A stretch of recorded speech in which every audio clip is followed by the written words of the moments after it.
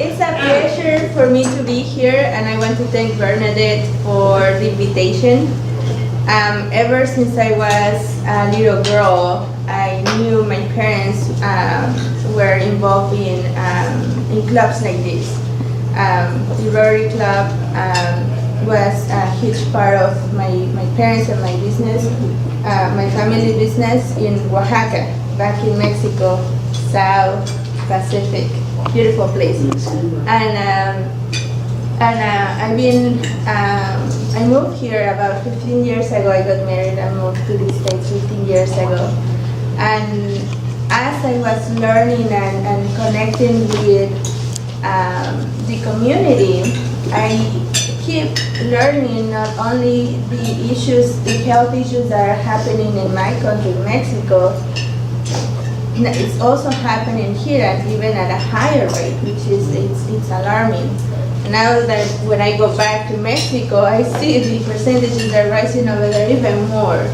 So I was thinking, what should we do today? And there is something that we are seeing on the news, we are seeing in every single member of our families, high blood pressure, right? Raise your hand if you have a member of your family or someone that you can think there is high blood pressure going on. Okay, they're significant. just in this room, you are covering the statistics. So, the reason why I chose this topic is because what happens when you are when you get this label with high blood pressure? What happens? You're given a medication, and the medication is pretty much given to you for the rest of your life, right? And let me tell you something. Chiropractic. I am an upper cervical chiropractor. My focus and my specialty is on the neurology, the nervous system connection with the brain and the rest of the body. So, what do a chiropractor has to do with high blood pressure? Well, let's find out. But let's keep in mind that as a chiropractor, I am not diagnosing any disease. I'm just going to explain the neurology. And because there is a big opportunity for you to understand how your body works and how everything is tied together, and you will understand why, okay? Please feel free to ask me any questions, stop me, and then we just keep going. And at the end of my time here, we are gonna go ahead and answer some more questions personally. So, let me tell you a little bit about myself. My parents are doctors. My mom is an optometrist, a doctor, and my father is an MD. So I learned to put injections when I was 7 years old. Wow. To my mom, I will go to vaccination campaigns with them and vaccinate the kids because that will be fun for them, so they will be not crying with me, which here is completely illegal to do. But my dad was in charge, so I was fine. So then I started medical school. I did 2 years there and in Mexico. And then I moved here, and I wanted to continue that path. But I had already started to question a lot of the stuff that we're doing. Some incongruencies that I just couldn't get around. And so here I studied at Skyline College first. And then San Francisco State, I studied kinesiology.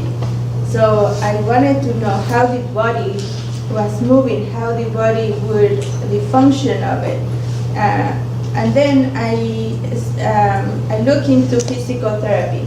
Physical therapy to me was a great source for mobility, like pain, and it has a lot of neurology part of it.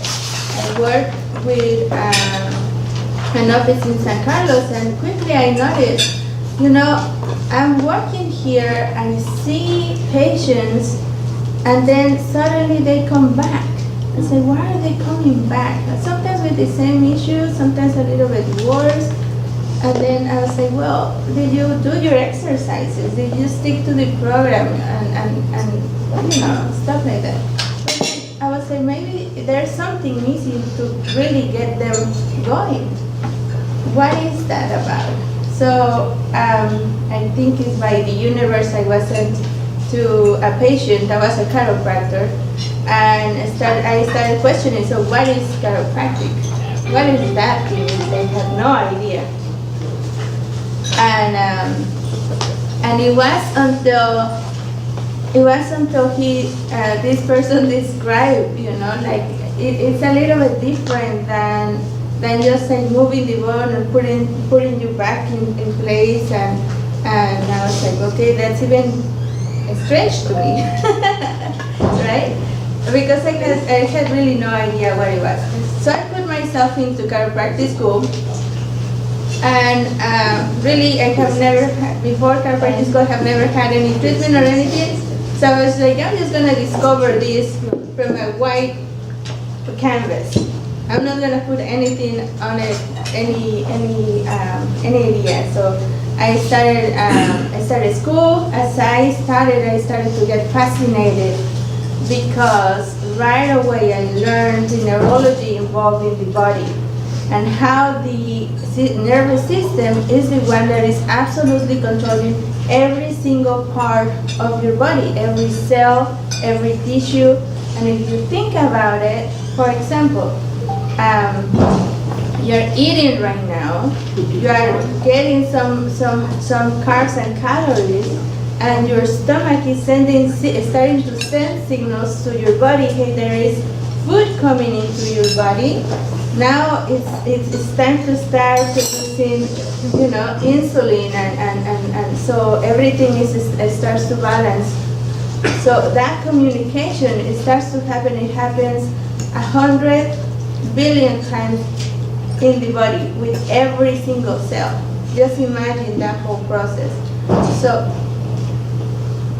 then I realized it was not enough just chiropractic. I had to do a specialty. And that specialty is in the upper cervical area. So what it is, it has a lot of the neurotransmitters that are in our body, the receptors for pain, the receptors for where your body is located in space. It's placed, all the receptors is placed in this area. And I'm just gonna leave you to that. Just think about it. Why there's so many receptors in here communicating to the rest of the body? The receptors in your brain? In the lower part of your head, right here. Both sides? Or Right, both sides. Okay. It's balanced. There is right at the base of your skull. There's these two bones that are holding here. Those are 80% of the receptors of your body. Pain and proprioception, that means that where your body is at, they communicate to this part right here. Just think about it, just marinate that. Like, we will talk about it a little bit later, okay?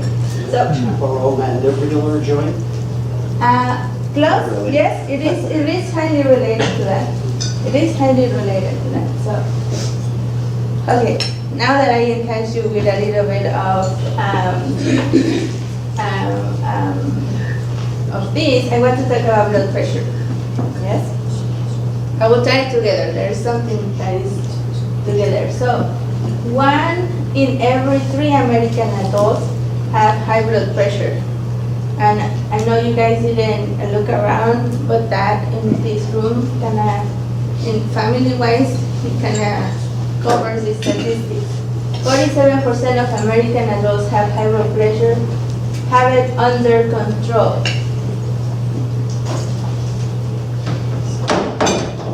And 69.9% use medications to try to control it. What's the difference between the 47% and the 6.9%? 6.9 is within the 47. So Yes. And how, so let's talk about this. What high blood pressure, what's normal? What do we usually think of normal? Any doctors around here? No? And this? No. Okay. Yeah. He left our, no, he just recently left our club. Oh, Takes the doctor a no. lot. Okay. Yeah.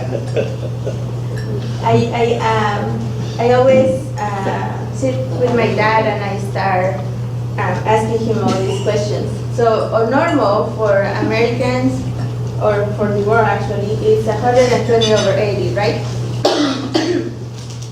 And they said you are pre-hypertension if you follow into this range, 120, 139, and then over 80, 89.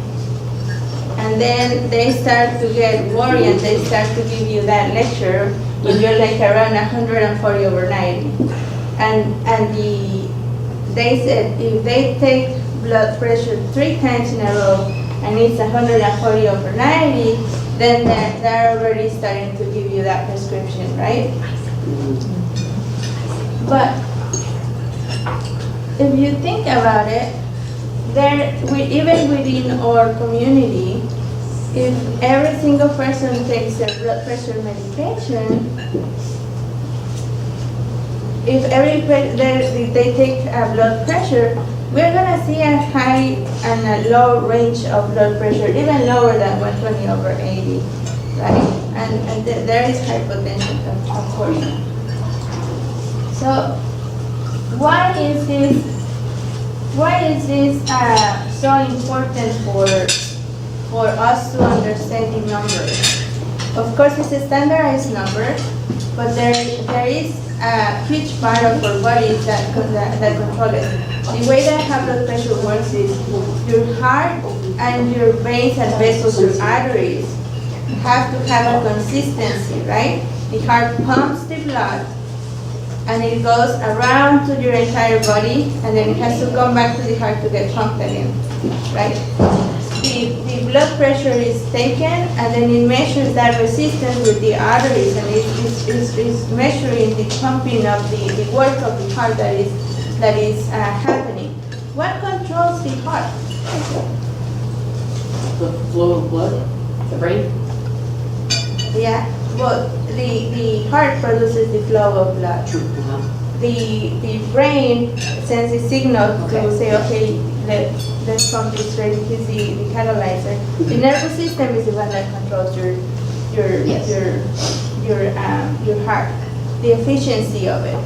It controls when we are in a state of flight or fear or we are stressed. The boss is here screaming at us and we need to finish that deadline. It's like the heart, it gets like pump, pump, pump. When we are relaxed and when there is, after the stress and the boss turns around and leaves and we're like, oh, okay, now we have time to concentrate. That modulates again. Your body modulates again, so the heart relaxes. So every single part of your body, as I mentioned before, is controlled by your nervous system. So why are we focusing on medications? The medication works as a dilator overall in your body. It's an external input that we're putting, and we're telling your body how to react, how to make this lower, the high blood pressure, how to balance it. But if the nervous system is in dysfunction, then the heart is not receiving the right information to pump at the right time. Am I being clear? The controller, the one that controls how your body should react, if that communication is not happening, then the heart is not gonna pump, and it's not gonna work efficiently. So let's think about function.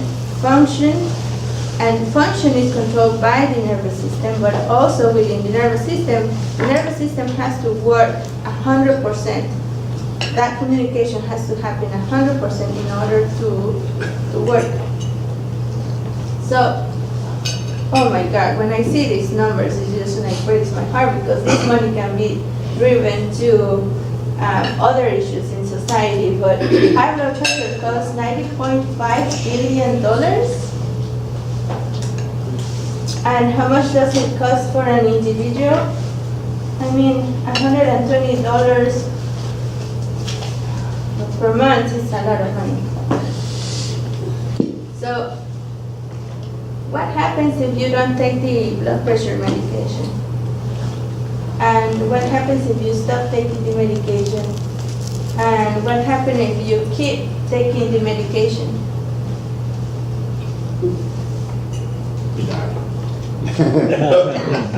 Oh, sorry. The diet, Quicker. Does blood pressure medication really affects the blood pressure?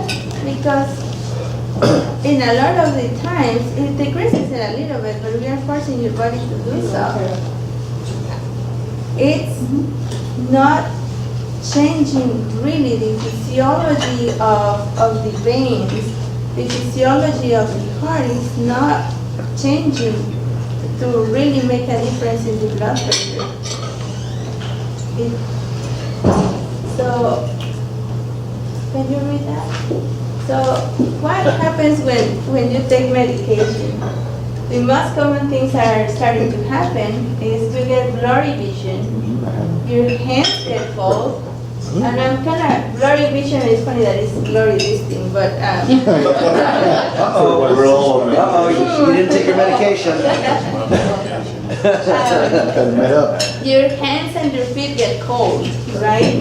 You start to get confused. There is a difficulty with breathing. There is dizziness and fainting, and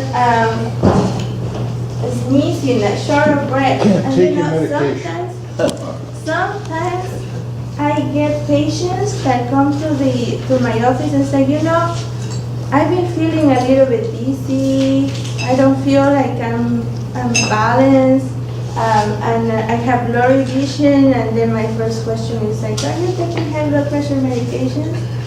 Or even worse, if they said that to the doctors, then there's another chain of medications that are given to manage that.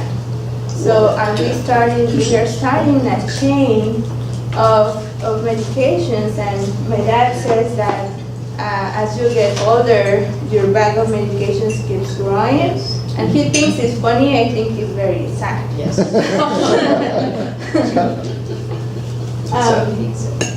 So what do we usually know to get that high blood pressure normalized?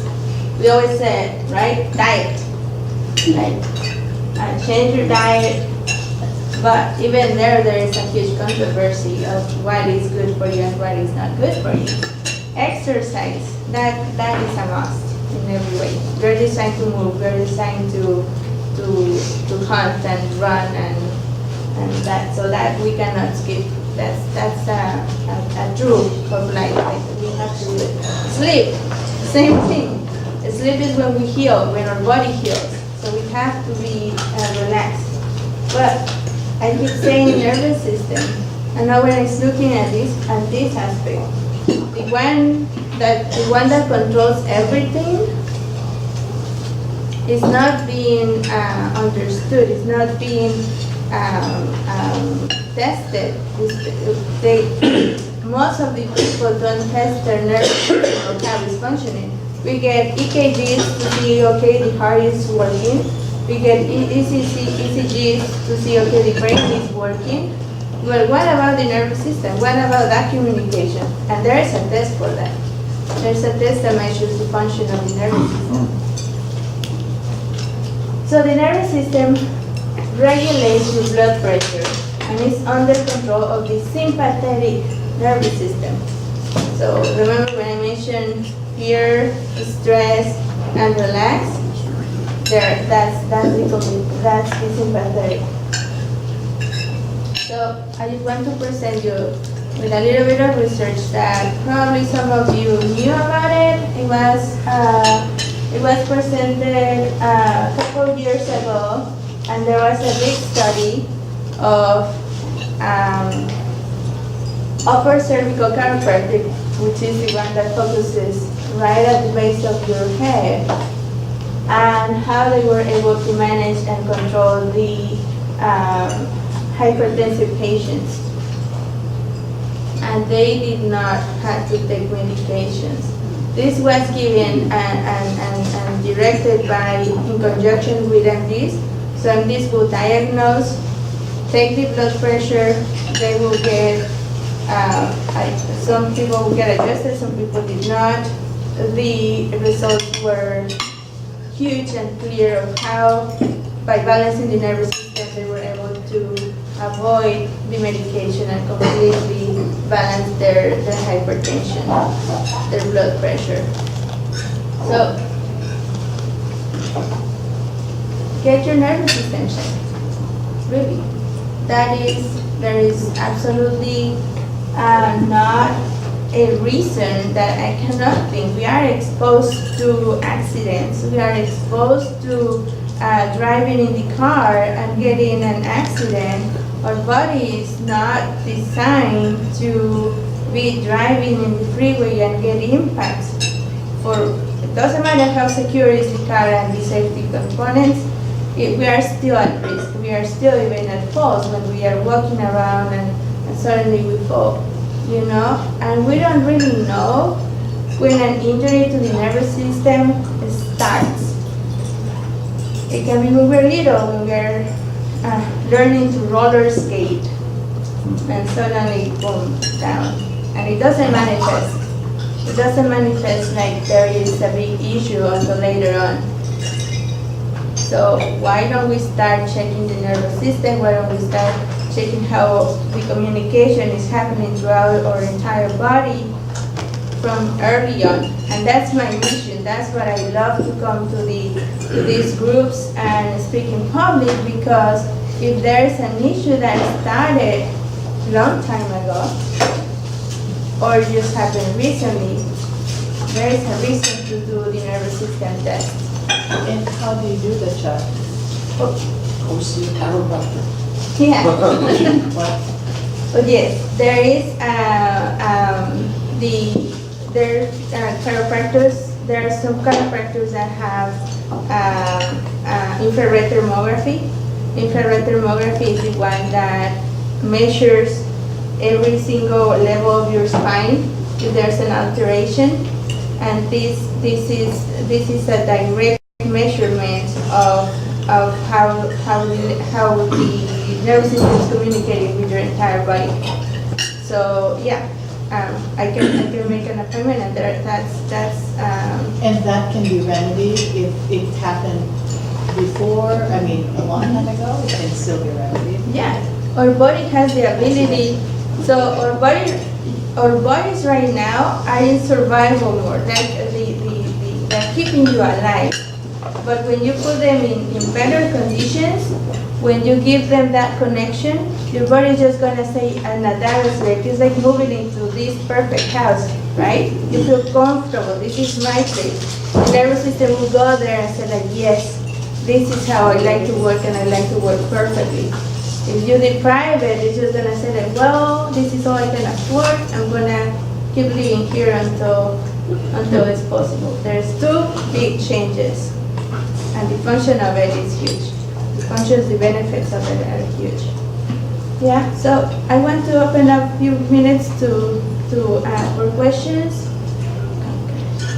I never thought chiropractors would do such a service. Something you just snap, crack, and pop, and that's Right. it. So I have a fear of chiropractors in general.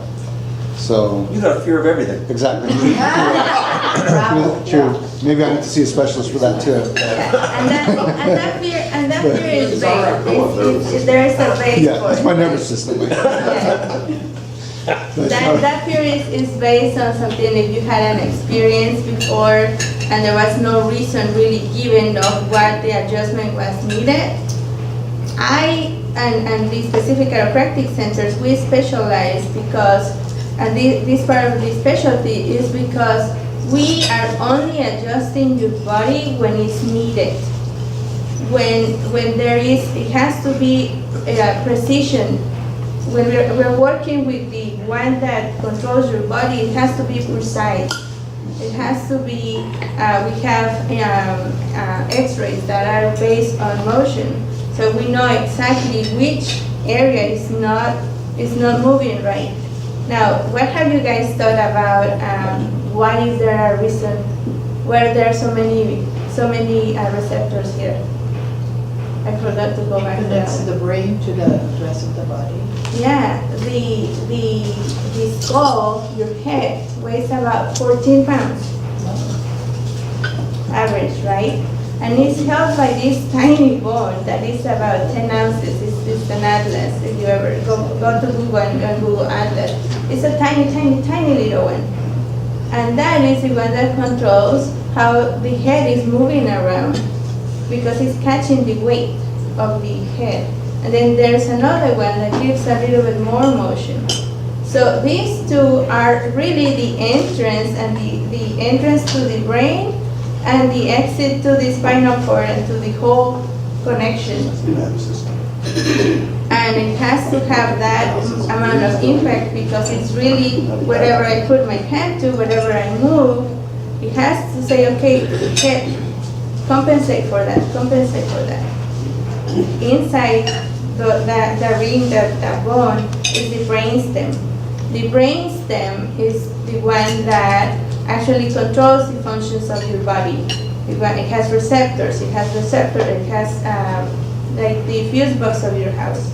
It has an area that controls your heart function. It has an area that controls your brain. It has an area that controls your lungs, your immune system, your sleep. Oh, and imagine if that is compressed and is stressed, it's just affecting your entire body. But if, like a regular doctor, surgeon, right? They can, do a good surgery or they can do a bad surgery. They can kill you and they can heal you, right? Yes. So what's the difference between a chiropractor, cracking you and maybe paralyzing you, right? I mean, if you do it the wrong way, right? And that can be a fear, right? If you go into a chiropractor and they adjust you, right? Even by looking at an x-ray, but if they adjust you the wrong way and, crack you or maybe pinch the spinal cord, paralyzing you, or creating a problem for your nervous system, or, that can occur also, correct? Or There might be incidents of that. Very little. I think there is not, and that happens when there is not enough information of how to do the work. There is a huge missing component when that happens. So I am not gonna just, and the initial exam for me is to screen the patient to see, okay, am I gonna be able to help this person? And I need to catch red flags. If there was a trauma, there was a fracture, I was like, I'm not adjusting that patient. Like that has to be sent to a neurologist. There is little things that we can see that I will be able to identify that are like a good candidate for my job. But the nervous system checking, you're just looking at the x-ray and looking at the spinal cord, the spinal column? The infrared thermography is the one that tells me how it's functioning. Oh, okay. And so on the adjustments, before the adjustment we take a measurement, after the adjustment we take a measurement. Okay. And it's more specific even than if you just think about the blood pressure medication, because I can see changes. I can see, okay, now there was a change that I can see. I can see when it starts to balance. Your nervous system starts to balance, starts to have that connection. I can see when there is points of stress. So it's very, very, very, very, it gives me a lot of information. It's not random at all. Yeah. All right, thank you very much. Any more questions, please? Thank you. Thank you. Very, very informative, very nice. Thank you very much.